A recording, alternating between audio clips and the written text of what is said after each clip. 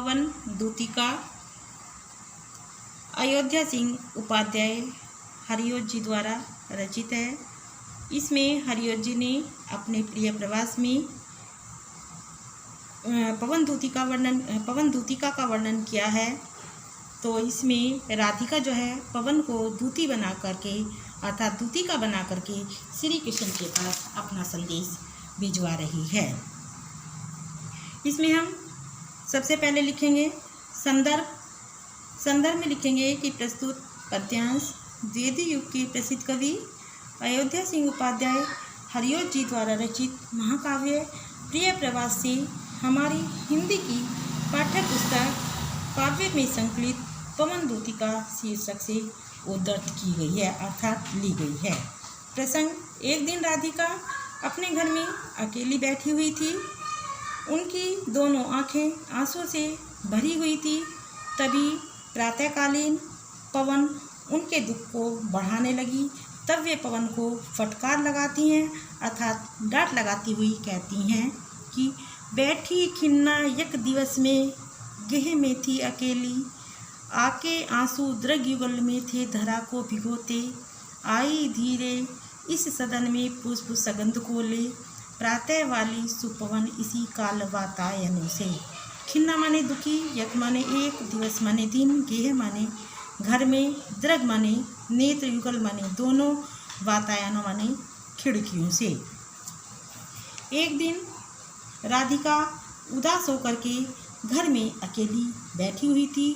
उसके दोनों नेत्र आंसू से भरे हुए थे अर्थात दोनों आंखें आंसू से भरी हुई थी। इसी समय प्रातःकालीन सुगंधित वायु खिड़कियों से होकर के उसके घर के भीतर आ गई। संतापों को विपुल बढ़ता देख के दुखिता हो धीरे बोली सदुख इससे श्रीमती राधिका यूं, प्यारी प्रातः पवन इतना क्यों मुझे है सताती, क्या तू भी कुलसित हुई काले की क्रूरता से।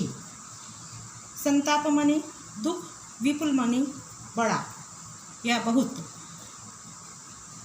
इस प्रातःकालीन सुगंधित पवन के प्रभाव से राधिका का दुख और अधिक बढ़ गया।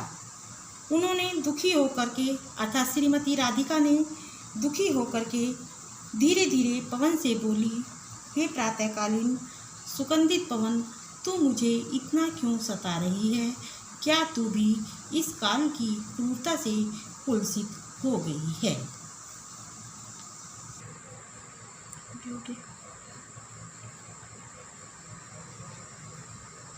मेरे प्यारे नव जल से कंच से नेत्र वाले, जाके आए न मधुबन से और न भेजा संदेशा, मैं रो रो के प्रिय विरह में बावली हो रही हूँ, जाके मेरी सब दुख कथा श्याम को तू सुना दे।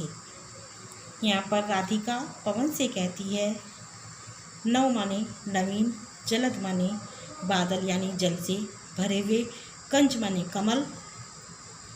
राधिका पवन से कहती है, नए नवीन बादल जैसी शोभा वाले, कमल जैसे नेत्र वाले मेरे प्रिय श्री कृष्ण मथुरा जा कर के वापस नहीं आए।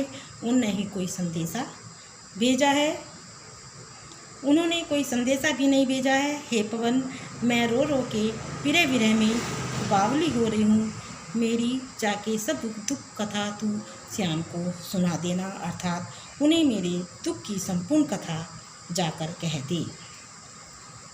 जो ही मेरा भवन तू तज, तू अल्प आगे बढ़ेगी, शोभा वाली सुखद कितनी मंजू पुंजे मिलेंगी, प्यारी छाया मृदुल सर से मोह लेंगी तुझे भी, तो भी मेरा दुख लग वहाँ जाने विश्राम लेना।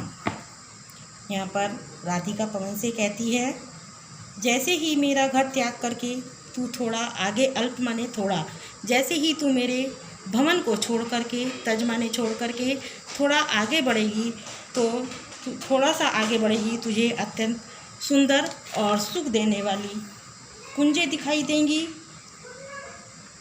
और उनकी छाया बड़ी शीतलता तथा आकर्षण से युक्त होंगी अर्थात सुंदर होंगी।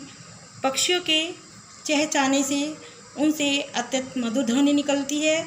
अपने इन गुणों के कारण वे तुझे मोह लेंगी, लेकिन फिर भी तू मेरे दुख का ध्यान न करके के वहाँ मत रुकना, अर्थात वहाँ पर विश्राम मत लेना, अर्थात तू चलती जाना।